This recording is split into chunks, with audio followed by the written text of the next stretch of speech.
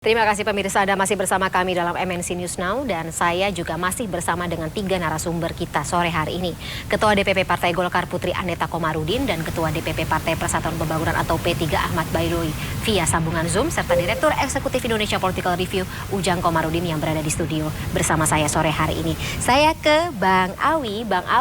Tadi dalam pertemuan antara Golkar dan PKB hari ini, Pak Airlangga di sebelahnya ada Caimin dari PKB. Pak Airlangga mengatakan Golkar dan PKB sudah cukup. Lagi-lagi ini menimbulkan kata-kata yang bisa menimbulkan tafsiran berbeda gitu. Kalau kita hitung secara parliamentary threshold, memang Golkar dan juga PKB kalau berdua saja sih secara koalisi sudah cukup untuk menembus ambang batas parlemen. Tapi kalau dari P3 sendiri menangkap makna apa? Ya, itu kan sebagai bagian dari komunikasi Pak Airlangga untuk bisa mengajak PKB ke Koalisi Indonesia Bersatu ya, sebagaimana statement beliau udah beberapa waktu yang lalu. Nah, komunikasi kami terakhir di antara pimpinan partai bahwa KIB masih tetap sepakat, sangat solid untuk tetap berkoalisi. Namun demikian, KIB yang beranggotakan 3 partai itu tentu kita harapkan bisa bertambah lagi. Apakah kemudian partai parlemen atau non-parlemen? Ya dua-duanya bisa. Karena pemilu presiden pendaftaran capres itu masih bulan Oktober. Masih ada 8 bulan ke depan, dinamika politik pasti akan selalu berubah. Tetapi komitmen dari KIB tetap kita pegang bersama-sama gitu. Tapi jadi solid ya Bang Awi, tidak akan berkurang begitu? Masih solid, kalau perlu bertambah kita ini. Nggak mau katakanlah sowan gitu silaturahmi juga dengan parpol lain di luar koalisi Indonesia Bersatu? Ya kan tidak semuanya harus diekspos gitu kan. Oke. Oh berarti sempat ada pergerakan, cuma nggak diekspos. Ada yang tertutup, ada yang ekspos, itu kan bagian dari strategi KIB juga gitu. Oke. Tapi Mbak Putri, tadi pernyataan atau perkataan dari Pak Airlangga apa sih, perlu ditafsirkan lain begitu? Ya, kita kira justru sebaliknya ya, pernyataan Pak Airlangga itu bisa kita tafsirkan dengan bagaimana Partai Golkar justru bersama dengan PKB ini bisa memperbesar ikatan koalisi yang sudah kita bangun bersama dengan P3 dan PAN. Dan juga tentu untuk mempererat lagi kerjasama kami sebagai partai pemerintah di akhir masa periode Pak Jokowi ini. Makanya kita udah berkali-kali juga menyampaikan bahwa Partai Golkar dan KIB adalah koalisi yang sangat terbuka. Kita berharap kita bisa sama-sama mencapai visi dan target yang sama tentunya. Dan silaturahmi yang dibangun ini tentunya kita harapkan supaya bisa terus memperkuat komunikasi dan juga kerjasama untuk kinerja pemerintahan kita ke depan. Jadi ketika Pak Airlangga bilang kayak gitu, justru ini adalah undangan untuk PKB sendiri untuk bisa bersama-sama membangun bersama dengan Koalisi Indonesia Bersatu. Jadi gitu, berdua saja sudah cukup. Ini maksudnya berdua sudah cukup untuk sama-sama mengajak yang lain begitu ya Mbak Putri? Apalagi ketika ditambah dengan PAN dan P3 lalu ada PKB, kan berarti sudah sangat lebih dari cukup gitu untuk koalisinya. Baik, kalau Kang Ujang apa yang bisa Anda tangkap gitu dari gestur kemudian juga perkataan yang muncul hari ini dari 2 ketua umum parpol yang bertemu tersebut? Kalau saya meyakini Mbak Pani ya, KIB itu tidak akan berkurang, dia tetap solid. Ya, tidak bakal bisa goyang. Karena kalau goyang, ini koalisi yang paling solid gitu ya? Ya, kenapa? Karena ya bukan hanya, mohon maaf saya katakan ya, bukan hanya milik ketua umum ketiga partai tersebut, tetapi saya katakan dari dulu, mohon maaf ya, KIB itu atas izin dan restu Pak Jokowi dibentuknya. Jadi bukan berkurang, tetapi bertambah. Ya, kemarin mohon maaf ya, Bang Awi ya, Pak Soeharto Monarpa dikit-dikit mau goyang dikit gitu ya, mau nyebrang, akhirnya diganti gitu. Nah, ini juga akan bisa menjadi pengalaman bagi Partai PAN maupun Partai Golkar. Jadi saya meyakini dalam konteks rangkaian sirkulasi ya koalisi yang ada di KIB, saya meyakini akan solid. Tapi tadi memang akan bertambah. Misalkan yang lalu ada Perindo mau bergabung, ya kan? PSI juga ada yang bergabung. Tapi ini kan masih non parlemen. Tapi kemungkinan tadi mengajak PKB bisa jadi. Nah karena kalau gini konstruksinya, kalau konstruksinya itu 2 pasangan calon presiden, ya mungkin KIB akan nanti didukung oleh banyak partai yang lain gitu loh. Kalau ada konstruksi 2 pasang, tetapi kan kita menginginkan ya 3 atau 4 pasang lah begitu. Ya saya melihat gini, dulu ada desain untuk 2 pasang. Nah kalau desainnya 2 pasang yang memungkinkan tadi lobby-lobby itu misalkan PKB bisa gabung KIB gitu dan partai-partai ini gabung KIB bisa memungkinkan itu terjadi begitu. Kalau desainnya 2 pasang. Tetapi mudah-mudahan ya kita ingin banyak 3 atau 4 pasang lah, agar banyak pilihan kira-kira seperti itu. 3 atau 4 pasang yang lagi-lagi ya narasinya kan gitu. Kalau misalnya kita melihat KIB, kemudian juga bagaimana visi dan misi yang ditelurkan, seperti kata Kang Ujang tadi, kalau ada restu dari Presiden gitu saat ini atau restu dari Istana, berarti jalannya lebih mulus begitu. Berarti ini kan antara 4 pasang, 3 atau 4 pasang yang siapapun itu yang akan dimajukan dalam Pilpres 2024, mau nggak mau ada influence juga dari Istana, begitu kah? Ya saya melihat begini, Pak Erlangga sudah mengatakan kan dalam HUT yang ke-58 ketika itu bahwa soal capres itu menunggu restu Pak Jokowi itu sangat clear, sangat jelas itu di media dikatakan seperti itu. Tetapi kan itu tidak membuat Golkar dan PAN lalu P3 diam saja, tetap bergerak. Politik itu kan dinamis, segala kemungkinan bisa terjadi. Pak Jokowi juga bisa berubah juga, kita tidak tahu. Oleh karena itu saya melihat ya ini yang menariknya di politik, kapanpun bisa terjadi dan kita tahu Pak Mahfud MD bagaimana. Ya. Ya apa namanya Ya, ketika detik-detik terakhir digantikan oleh Pak Mahfud. 2019 ya. Saya mengatakan semua yang terjadi hari ini masih terus akan kencang dinamikanya. Kenapa? Karena sebelum didaftarkan di KPU di September 2003 nanti, maka semuanya masih bisa berubah. Nah, yang menarik lagi saya ingin katakan, tadi kalau kita baca peta hari ini gitu ya, ini sedang menunggu PDIP sebenarnya. PDIP yang sedang ditunggu ini, Pak Jokowi nunggu PDIP, semua partai juga menunggu PDIP. Bang Asrul Sani juga mengatakan dari P3 mengatakan menunggu PDIP juga. Kenapa?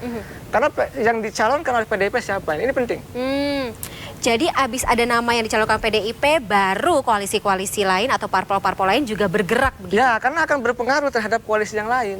Nah, kenapa? Misalkan kalau mencalonkan Ganjar, ya kan, nah KIB akan gabung dengan PDIP. Oke. Ya kan itu memungkinkan juga PKB juga gabung gitu loh. Tetapi kalau mencalonkan Puan, nah ini juga kan Ganjar bisa jadi dengan yang lain gitu. Jadi ini yang sedang ditunggu oleh semua ya kita rakyat Indonesia dan elit-elit di Republik ini. Oke, mengingat bahwa PDIP belum melakukan deklarasi apapun ya, atau mau koalisi dengan siapapun. Begitu ya, Mbak Putri. Jadi apa katakanlah langkah-langkah gitu, kalau misalnya kita melihat manuver gitu dalam catur ini, kita harus menunggu pionnya datang dari PDIP dulu, seperti itu? Ya tentu selalu ada strategi yang dilakukan oleh masing-masing partai gitu. Makanya untuk terus bersilaturahmi dengan partai-partai lain termasuk juga PDIP selalu masuk dalam agendanya Partai Golkar sambil terus memperkuat lagi konsolidasi dengan KIB sendiri. Karena kita sudah merasakan sendiri bahwa mengukuhkan koalisi sebelum semua orang berkoalisi itu menjadi sangat bermanfaat gitu. Kinerja kita di DPR RI dan juga DPRD menjadi lebih produktif gitu. Kita menjadi satu visi dalam melakukan kerja-kerja kita di tingkat eksekutif dan legislatif, dan yang paling penting tentunya bagaimana kita akhirnya tidak lagi mengedepankan politik sidang isbat atau yang di akhir-akhir di akhir-akhir aja gitu kelihatannya kan. Kadang-kadang masyarakat merasa tidak dilibatkan ketika semua itu diumumkannya di akhir-akhir pencalonan gitu, ataupun misalnya di akhir-akhir masa perang. Jadi kita ingin mengedepankan rasa keterbukaan ini seperti pertemuan tadi dengan PKB, makanya kita siarkan kepada publik. Kenapa? Karena kita ingin juga masyarakat merasa terlibat dengan proses demokrasi yang sedang terjadi. Jadi tidak hanya para elit politik ini saja yang bisa belajar gitu terkait dengan kancah perpolitikan Indonesia. Jadi lihat elektabilitas juga dong ya Mbak Putri, yang populis begitu, yang disukai oleh rakyat, media darling gitu juga jadi pertimbangan dong. Ya. Dan di beberapa kesempatan sebenarnya Partai Golkar selalu bilang bahwa sebagai partai yang selalu menjadi partai koalisi pemerintah, kita memang tidak berbakat kan menjadi oposisi. Kita mengedepankan orang-orang yang teknokratis, yang tahu caranya untuk membangun Indonesia, tidak hanya menjual kata-kata gitu. Jadi untuk kita elektabilitas itu harus dibarengi juga dengan kualitas sosok tersebut, dan harus sudah punya rekam jejak yang baik dalam membangun Indonesia, pengalaman di tingkat eksekutif dan legislatif, dan tentu itu bisa kita lihat dari Pak Erlangga sendiri. Dan memang kita sudah sepakat di Munas Golkar yang lalu bahwa Pak Erlangga adalah calon presiden kita. Tapi ini memang masih kita diskusikan terus dengan PAN dan P3 tentunya dalam KIB. Jadi segala sesuatu masih sangat dinamis pada saat ini. Nah kalau untuk P3 sendiri, kalau begitu Bang Awi, terakhir mungkin ya, nilai tawarnya seperti apa? Dan kemudian ya lagi-lagi kalau misalnya kita bicara mengenai lobby-lobby, tentu untuk capres dan juga cawapresnya P3 sendiri juga punya pertimbangan atau standarisasi tersendiri dong. Cocok apa nggak cocoknya gitu? Ya, pertama nilai tawar kalau dikatakan Iwan Saidbar, P3 meskipun hanya 4,5% suara dan 3, sekian persen kursi itu sangat menentukan di KIB. Tanpa P3, PKIB tidak bisa memenuhi threshold 25% suara atau 20% kursi. Tetap itu sudah clear dari awal, tidak akan diutak-atik. Yang berikutnya, sebagai representasi dari kelompok Muslim tentu bangunan koalisi ataupun calon presiden, cawapres yang diusung ke depan itu harus memperhatikan konfigurasi perwakilan pemilih kelompok nasionalis dan kelompok agamais, dalam hal ini Islam. Dari beberapa pengalaman Pilpres memang selalu itu saling melengkapi antara nasionalis dengan agamais atau yang dari kelompok Islam. Nah, ini menjadi kekuatan dan kami di KIB sudah sadar dengan kekuatan masing-masing anggotanya, sehingga kenapa sampai hari ini kami masih tetap solid karena sudah mengetahui posisi masing-masing saling melengkapi satu sama lain. Yang berikutnya kan tadi sempat disinggung terkait dengan PDIP. Yang dimaksud itu kita ingin melihat lawan tanding yang dari PD itu siapa gitu. Jadi kan kompetisi ini kan harus melihat siapa pihak yang akan kita lawan. Tentu kalau si A berarti kita harus lawan tandingnya si B. Kembali soal popularitas, saya yakin siapapun kader, siapapun calon yang diusung oleh partai ketika nanti didaftarkan kepada KPU itu dengan sendirinya elektabilitasnya akan menanjak. Saya ambil contoh misalkan di pilkada sangat banyak orang yang sebelumnya bukan siapa-siapa, tetapi ketika masuk ke ring di KPU ternyata dia elektabilitasnya melejit. Contoh DKI Jakarta, siapa yang menyangka Pak Anies Baswedan itu bisa menang, padahal di awal surveinya hanya sangat rendah. Begitupun banyak orang yang terkenal populer di sejumlah daerah, bahkan di Pilpres 2019 banyak juga yang populer tetapi tidak memiliki kendaraan politik, sehingga popularitasnya hanya di media, di publik, tidak bisa dibawa ke election. Ini kan juga problem. Nah, kalau KIB tidak, ini kendaraannya sangat cukup. Tinggal siapa yang mau pakai KIB, saya yakin itu bisa diantarkan sampai ke podium pemenangan. Gitu. Jadi siapa yang pengen jadi capres, pendeknya harus mengambil hati KIB dulu begitu ya, koalisi terbesar gitu kan ya.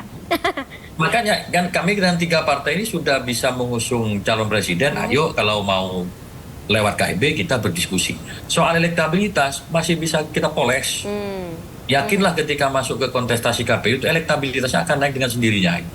Baik Bang Owi. Mungkin terakhir dari Kang Ujang, mungkin singkat saja Kang Ujang, prediksi kira-kira manuver-manuver seperti apa yang akan diperlihatkan oleh parpol-parpol ke depannya begitu, lagi-lagi sambil menunggu langkah dari PDIP? Ya, yang jelas desain koalisi ini kan masih terus berubah, terus dinamis. Politik kita itu kan selalu mengikuti perkembangan dan dinamika politik yang terjadi. Jadi saya melihat ya ketika janur kuning belum melengkung ya, ketika jadi perjodohan itu masih terus akan terjadi. Jadi lalu juga koalisi juga masih akan terus berubah. Misalkan Gerindra dengan PKB juga rawan juga. Ya kalau PKB-nya lari, ya Pak Prabowo tidak bisa nyalon. Jadi banyak faktor yang nanti akan kita lihat soal dinamika ke depan. Nah, yang paling penting adalah bagaimana Pilpres ini menjadi pembelajaran bagi seluruh rakyat Indonesia gitu, bahwa harus aman, harus damai, elit-elit juga harus tadi memberikan kesejukan, nanti terbuka, narasi yang baik, karena kita tidak mau mengulangi Pilpres 2019 yang lalu. Itu yang harus kita sentimen harus dihilangkan betul, ya, Kang. kita pelajari. Baik, aduh ini insight yang menarik sekali, tetapi karena durasinya sudah habis, kita sudahi dulu dialog kita pada sore hari ini. Terima kasih sebelumnya saya ucapkan kepada Mbak Putri Komarudin, Bang Ahmad Baidowi, dan juga Kang Ujang Komarudin atas waktunya dalam MNC News Now sore hari ini. Terima kasih Mbak Fani. Salam sehat selalu. Kang Ujang. Terima kasih sekali lagi. Sampai jumpa. Assalamualaikum. Assalamualaikum warahmatullahi wabarakatuh. Terima kasih Mbak Fani.